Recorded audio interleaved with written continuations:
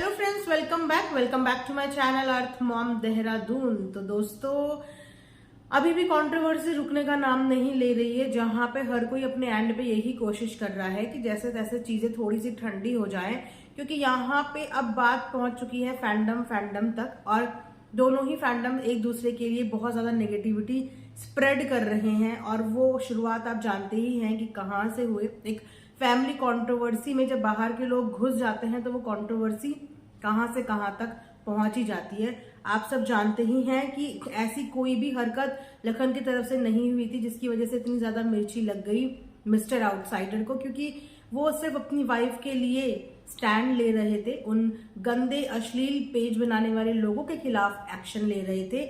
उसमें इनका कहीं जिक्र नहीं था, इनका कुछ भी लेना देना नहीं था। लेकिन जब से उन्होंने ये एक्शन लिया है तब से बहुत ज्यादा एक्टिव हो गए हैं मिस्टर आउटसाइडर।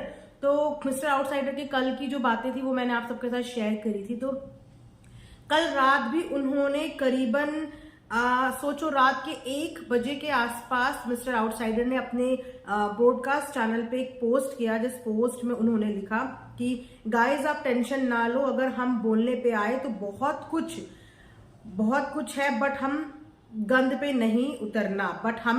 नहीं उतरना। रही बात अंकल आंटी की, तो वो मिले ना, उन्होंने कोई बात की ना हमने अपनी बातें की। लेकिन जिसका दिल काला होता है उसको डर होता है। तो चिल करो, वेट कर रहे, बोलने दो जितना बोल सकते हैं, फिर बताएंगे सब। सो चिल गाइस, हमें किसी को गलत नहीं बोलना। तो जब किसी को गलत बोलना ही नहीं तो फिर ये मैसेजेस और ये अपने फैंस को इन्फ्लुएंस क्यों किया जा रहा है? क्योंकि वाकई में आपकी तो जिक्र ही नहीं हो रही है, आपकी तो बात ही नहीं हो रही है, लेकिन आप क्यों परेशान है, ये परेशानी किसी को समझ में नहीं आ रही। अंकल आंटी आपके घर आए या आपने उनको बुलाया, वो एक अदर मैटर है। आप किसी को भी बुला सकते हैं जिनके साथ आपके अच्छे कनेक्शन है, आप जिन्हें भी बुलाना चाहें। वहां पे हम बात ही नहीं कर रहे हैं, यहाँ पे बात ये हो रही है। फैन इसीलिए परेशान है, लोग इसीलिए परेशान है कि आपके लिए तो किसी ने कुछ बोला ही नहीं, लेकिन आप इतना परेशान क्यों है? उसके बाद भी ये थमे नहीं, उसके बाद भी इनका एक और पोस्ट आता है। खैर, ये पोस्ट तो उनका तब आता है जब नाफरमान जी का इंस्टा पे कल एक स्टोरी शेयर होती है, वो भी मैंने आपको अपडेट आई थिंक अभी बताई नहीं। तो नाफरमान ने भी इंस्टाग्राम पे अपनी एक स्टोरी शेयर करी जिसमें उन्होंने भी यही बोला, और इससे पहले भी उन्होंने यही बोला था कि ये भैया फैमिली मैटर है, सॉल्व हो जाएगा, लेकिन आप चुप हो जाओ, थम जाओ, अपने काम पे ध्यान दो, मत करो इतनी सब कुछ, क्योंकि कंट्रोवर्सी झेलनी सबके बस की बात नहीं होती। और आप जानते ही हैं कि नाफरमान जी तो यानी कि मिस्टर मलिक तो बहुत अच्छे खासे प्रो हो चुके हैं कंट्रोवर्सी हैंडल करने में, तो उन्हें इतना फर्क नहीं पड़ता। बट ये कंट्रोवर्सी लखन और नीतू के लिए नहीं है, इस फैमिली के लिए न्यू है। कभी ये फैमिली कंट्रोवर्शियल सिचुएशन में पड़ी ही नहीं। तो अब जब इस कदर फंस चुकी है तो समझ में नहीं आता समटाइम्स कि किस तरीके से चीजों को हैंडल करें और कितना पॉजिटिव रहने की कोशिश करें। तो वहां पे जब नाफरमान ने अपनी स्टोरी पोस्ट करी तो उसके जवाब में भी मिस्टर आउटसाइडर ने यहाँ पे बोला कि क्योंकि नाफरमान ने एक स्टेटमेंट और दिया था कि भैया तुम अपना जर्नी देख लो और तुम उनकी जर्नी देख लो, तुमसे 10 गुना ज्यादा प्यार उन्हें जनता का मिलता है। अपने व्यूज देख लो और उनके व्यूज देख लो। और साथ साथ उन्होंने टोंट मारते हुए ये भी कहा था कि तुम्हारे घर में एक ही है जिसकी वजह से घर चलता है। तो उनका इशारा किसकी तरफ था ये आप भी समझ गए होंगे। तो एक तरीके से उन्होंने चैनल के व्यूज पे टॉन्ट मारते हुए उनको ये बात बोली। तो शायद कहीं ना कहीं ये बात भी मिस्टर आउटसाइडर के दिल को चुभ गई। तो उन्होंने यही बोला कि व्यूज का घमंड अगर कोई और कर रहा है तो उसको पता नहीं कि अप एंड डाउन हर बंदे का आता है। इंडस्ट्री में 6 साल हमारी वीके फैमिली ने बहुत प्यार दिया था, तो जब उनके 6 साल होंगे तब बात करेंगे। और कंटेंट फेक बना के व्यू लाने होते तो रोज फेक कंटेंट करते, बट हमारा व्लॉगिंग स्टार्ट करने का मोटिव था पब्लिक को दिखाना कि कैसे एक ससुराल में लड़की अपनी फैमिली की जैसे रहती है, कैसे एक फैमिली साथ रहती है, वही कर रहे हैं रोज जो रियल है। यहाँ पे उन्होंने उनके इंस्टाग्राम स्टोरी का जस्टिफिकेशन दिया है कि हमने कभी भी फेक कंटेंट नहीं बनाया, हमने एक मोटिव सेट किया था अपने चैनल को चलाने के लिए कि किस तरीके से एक बहू एक अपने घर में अपने ससुराल में बेटी की तरह रहती है, और हम उसी कंटेंट पे सस्टेन है। चलिए, यू आर ब्लेस्ड कि आप लोगों के घर में अभी तक ऐसी फैमिली कंट्रोवर्सी नहीं हुई। सास बहू के बीच में या आप लोगों के बीच में आपने हमेशा से हंसता खेलता परिवार ही दिखाया। और जैसे कि इन्होंने जस्टिफाई किया कि 6 साल हो चुके हैं और अप एंड डाउन सबकी जिंदगी में आते हैं। बिल्कुल ये बात भी सही है कि अप एंड डाउन सबकी जिंदगी में आते हैं। आज हम कहाँ हैं, कल हम कहाँ होंगे, इसका किसी को भी नहीं पता। तो हर किसी बंदे को इस चीज के लिए मेंटली प्रिपेयर रहना चाहिए। लेकिन यहाँ पे मुद्दा ये है ही नहीं कि आपके व्यूज डाउन हो रहे हैं, आपको किसी ने नीचे दिखाना है। आपका अपना स्ट्रगल है, सामने वाले का अपना स्ट्रगल है। बात सिर्फ इतनी है कि आपने जो कमेंट किया बस वहीं से चीजें बिगड़ गई।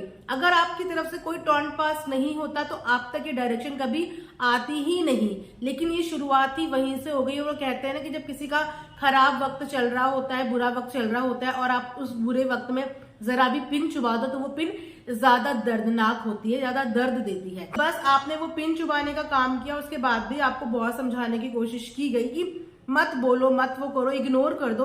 समटाइम्स चीजें इग्नोर कर देनी चाहिए क्योंकि इस फैमिली में कंट्रोवर्सी चल रही है, फैमिली के लोग ऑलरेडी स्ट्रेस में है। अगर आप थोड़ा सा स्टेप बैक कर लेते तो इसमें क्या ही जाता। बस ये होता कि ना आपकी तरफ कोई नेगेटिविटी आती, ना ये कंट्रोवर्सी इतनी ज्यादा तरीके से बढ़ जाती। सो जैसा कि लखन ने अपनी लाइफ में बोला था कि इस बार वो जवाब जरूर देंगे, वो हमेशा की तरह साइलेंट नहीं रहेंगे। तो जब रात को ये धड़ाधड़ पोस्ट मिस्टर आउटसाइडर ने अपने ब्रॉडकास्ट चैनल पे किए अपनी ऑडियंस के लिए, अपने फैन फॉलोवर्स के लिए, तो उसके जवाब में लखन का भी एक पोस्ट आया और उन्होंने कुछ इस तरीके का पोस्ट किया। मैं आप सबके लिए भी यहाँ पे रेफरेंस के लिए लगा दूंगी कि टाइम अप एंड डाउन आते रहते हैं का ज्ञान देने वाले लोग खुद किसी दूसरे की फैमिली के डाउन टाइम में आ गए टोंट मारने। हाय, अब कितनी शराफत दिखा रहे हैं। हिपोक्रेसी देखिए कि व्लॉग लोग बनाना शुरू करते हैं ये दिखाने के लिए एक लड़की शादी के बाद फैमिली में कैसे रहती है और उसके बाद शिफ्ट मुंबई हो जाते हैं। फैमिली को अकेला छोड़कर लड़कियों के नाम पर फेक पेजेस बनाकर पोस्ट डलवाते हैं और फिर कहते हैं कि हम बोलना नहीं चाहते, गंदगी फैलेगी। रियली जितना बोलोगे उतना बुलवाओगे। काश थोड़ी पढ़ाई लिखाई की होती तो ये पता जरूर होता कि किसी के लिए कुछ भी बोलोगे विदाउट प्रूफ और डिफेम करोगे तो नॉन अवेलेबल केस में अंदर जाओगे। ठंड रख और फेक कंटेंट होता तो मेरी फैमिली का ये जितना भी कंट्रोवर्सी हुई है, जो भी झगड़ा हुआ है, ये सोशल मीडिया पर नहीं आता, which is very unfortunate. Fake content तो वो होता है जहां लोगों को ना जाने कितने सालों से बेवकूफ बनाया जा रहा है। सच्चाई छुपाकर सिंपैथी गेनर। तो ये था लखन का जवाब कल के उनके मैसेज के बाद। क्योंकि देखो, मैंने हमेशा से बोला कि दूध का दुलावा यहाँ कोई भी नहीं होता। तो हमेशा दूसरों पे बात करने से पहले ये सोच लेना चाहिए कि आपके ऊपर भी बातें हो सकती हैं। अगर आपको कुछ चीजें पता है तो सामने वाले को भी कुछ चीजें पता है। क्योंकि एक टाइम था जब आप लोग एक फ्रेंडशिप का बॉन्ड शेयर करते थे। तो जब भी ऐसी कोई सिचुएशन आती है, मेरा मानना यही है, भले ही आप लोगों के बीच में कितनी भी नफरत हो जाए आगे चल के, तो जो चीजें जिसके बारे में पता होती है ना, उनको दिल में ही रखना चाहिए। और हमेशा ये याद रखना चाहिए कि एक समय था जब आप लोग एक अच्छा बॉन्ड शेयर करते थे। तो उस बॉन्ड के ही हवाले से इस चीजों को यहीं पर रोक देनी चाहिए और ये टॉन्टिंग का ड्रामा खत्म कर देना चाहिए। क्योंकि यहाँ पे कोई भी इनको कुछ नहीं बोल रहा है। आप भी अपनी जगह शांति से अपना काम कीजिए और लखन और नीतू भी शांति से अपना काम कर ही रहे हैं। वो तो जब आप इतने बड़े बड़े लेटर्स और पोस्ट कर रहे हो तो उसके रिवर्ट में जवाब आ रहा है। शुरू में इनिशिएटिव नहीं आ रहा है, आपके रिवर्ट के बाद ही जवाब आ रहा है। वेल, इन सारी कंट्रोवर्सी के बाद मैं तो बार बार यही रिक्वेस्ट करती हूँ कि चीजें सॉर्ट आउट होती हैं, बैक कैमरा भी सॉर्ट आउट होती हैं। ऐसा कोई मुद्दा नहीं है जो बातचीत से हल ना किया जा सके। किसी भी लड़ाई को इस लेवल पे मत लेके जाओ कि वो इतनी गंदी हो जाए।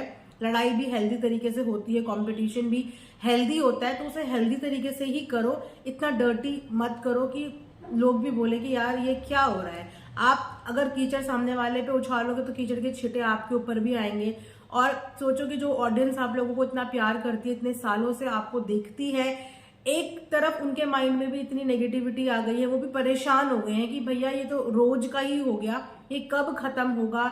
कब खत्म होगा, इस उम्मीद में हर ऑडियंस रोज आप लोगों को देखने आती है। और उसके बाद अगर इस तरीके का माहौल ऑडियंस को मिलेगा तो ये उनके लिए कितना डिसअपॉइंटिंग है। थोड़े से मैच्योर बनो, नाम से ही 6 साल गुजारने से कुछ नहीं होता। 6 साल का एक्सपीरियंस आपके साथ है, अप एंड डाउन अगर आपके साथ है तो उस 6 साल के एक्सपीरियंस को थोड़ा सा ध्यान करो और चीजों को खत्म कर दो, बातचीत बंद कर दो। 2-3 दिन बंद करके देखो, सब चीजें अपने आप सिमट जाएंगी। सो ये थी अभी तक की update and thanks for watching earth mom Dehradun.